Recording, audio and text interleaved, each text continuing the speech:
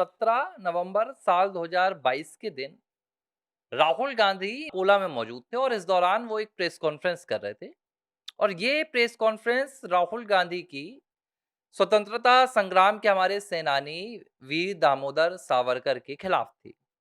और इस press conference में राहुल गांधी ने उनके खिलाफ कई आपत्तिजनक तथ्य रखे, आपत्तिजनक बातें बोली और उन्होंने ये साबित करने की कोशिश की कि भाई वीर सावरकर ने अंग्रेजों से डर कर माफी मांगी थी। कुल मिलाकर ये राहुल गांधी का एजेंडा था, क्योंकि जो वीर सावरकर हैं वो एक हिंदूवादी विचारधारा के व्यक्ति थे।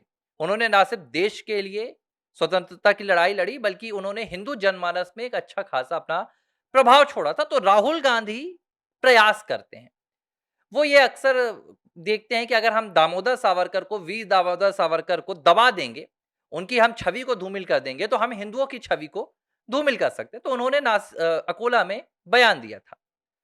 अब राहुल के इस बयान के खिलाफ नासिक के एक व्यक्ति ने, एक निर्भया फाउंडेशन के वो थे संचालक, उन्होंने मानहानि का मामला दर्ज किया था राहुल गांधी के खिलाफ नासिक में।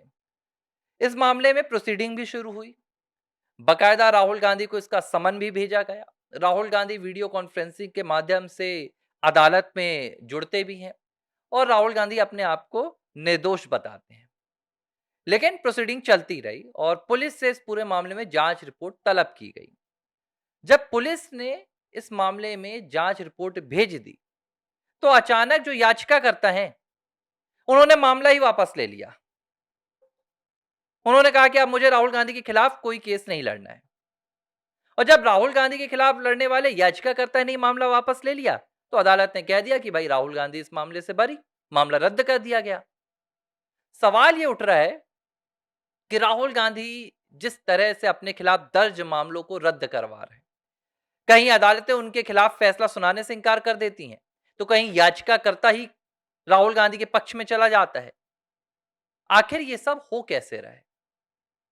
महाराष्ट्र में ही इससे पहले पुणे की एक अदालत ने राहुल गांधी के वीर सावरकर से ही जुड़े हुए मामले में सुनवाई के दौरान ऐसा ड्रामा किया कि उस ड्रामे का भाई रिजल्ट क्या है मैं आपको बताऊंगा, आप दंग रह जाएंगे।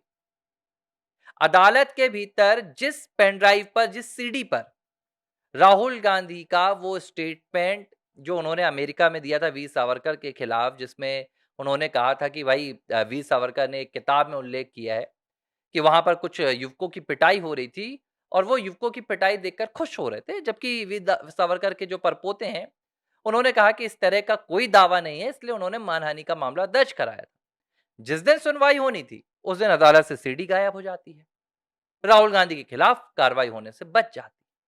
नासिक में याचिकाकर्ता गायब हो जाते हैं। सूरत का मानहानि का मामला 2022-23 वाला अब तक लंबित है। सुप्रीम कोर्ट ने उस पर जो सजा थी स्टे कर दिया था। आज तक नहीं पता चल रहा है कि क्या सुप्रीम कोर्ट में दोबारा उस मामले में सुनवाई हुई, क्योंकि सजा को आज भी रद्द नहीं किया गया था, सिर्फ स्टे किया गया था। देश की किस अदालत में उस पर अब मामला चल रहा है, कहां पर सुनवाई हो रही है, कोई खबर नहीं।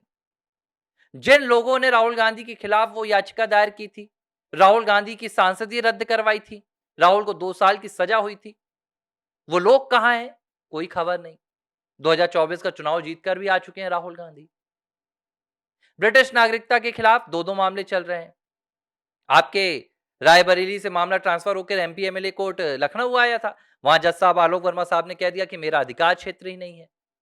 सुप्रीम कोर्ट में राहुल गांधी पहुंचे थे सेना का अपमान करके, जिसमें उन्होंने कहा दिया था कि भाई भारत की इतनी जमीन तो चीन हड़प कर ले गया, हमारे सैनिकों को चीन पिटाई कर रहा है। सुप्रीम कोर्ट गए तो सुप्रीम कोर्ट के जज साहब ने कह दिया कोई भारतीय, सच्चा भारतीय ऐसी बात नहीं कहेगा। राहुल गांधी को वहां से भी इंसाफ मिल गया, सर झुकाकर राहुल गांधी आ गए। राफेल के मामले में राहुल गांधी सर झुकाकर आ गए थे। सवाल ये उठ रहा है कि राहुल गांधी कौन है? भाई राहुल गांधी क्या देश के संविधान से बड़ा है? क्या राहुल गांधी को तमाम विशेषाधिकार दे दिए गए हैं कि ना तो देश की कोई अदालत उनके खिलाफ फैसला सुनाएगी, ना तो राहुल गांधी के खिलाफ कोई पुलिस मामला दर्ज करेगी? नेशनल हेराल्ड मामले में भाई बच रहे हैं। और जब हर जगह से राहुल बच रहे हैं, तो मेरा कहना है कि फिर ये जो राजनीतिक दल राहुल के खिलाफ आरोप लगाते हैं, भारतीय जनता पार्टी, एनडीए के उनके समर्थित दल, इन आरोपों का क्या आधार होता है? क्या वाकई में सिर्फ और सिर्फ राहुल की छवि को धूमिल करने के लिए ये आरोप लगाए जाते हैं? उनके खिलाफ एक्शन की कोई इच्छा नहीं है सरकार की या राजनीतिक दल की। अब ये जो जवाब है वो लोग पूछ रहे हैं। मेरे पास तो भैया फोन आ रहे हैं, लोग पूछ रहे हैं कि हर बार राहुल गांधी बच कैसे जाते हैं, आप ही आकर बेवकूफ बनाते हैं। मीडिया कटघरे में खड़ा हो रहा है। मुझे याद है जर्मनी की, जब राहुल गांधी की हाल ही की यात्रा हुई थी, राहुल गांधी हार्टली स्कूल गए थे।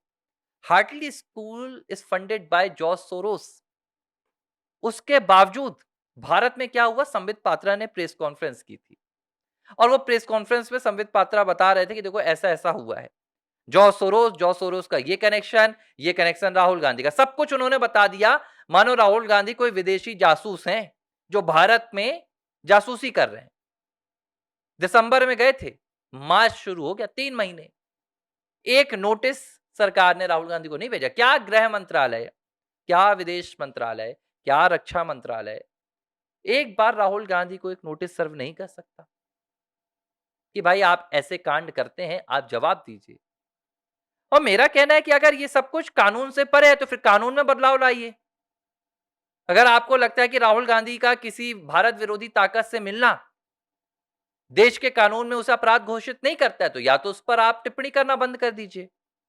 अगर कोई चीज अपराध ही नहीं है तो फिर आरोप क्यों लगाना, और अगर कोई चीज अपराध है तो फिर उस पर एक्शन क्यों लेना। ये तमाम बातें इन दिनों सोशल मीडिया पर खूब चल रही हैं। अब तक कहानी ये आती थी कि भाई भाजपा आरोप लगा देती थी और लोग इंतजार करते थे कि अब राहुल गांधी पर एक्शन होगा, लेकिन 12 साल का इंतजार इतना लंबा हो गया है कि अब लोगों का जो सब्र का बांध है वो फूट रहा है। भाजपा ने जिनके खिलाफ माहौल बनाया, कांग्रेस पार्टी के खिलाफ 2012 से लेकर 11 से लेकर जो लगातार चलता रहा, पूरा उनके भ्रष्टाचार के, अब आप देखिए ये बात प्रधानमंत्री नरेंद्र मोदी से लेकर भाजपा के हर नेता के मुंह से आपने सुना होगा।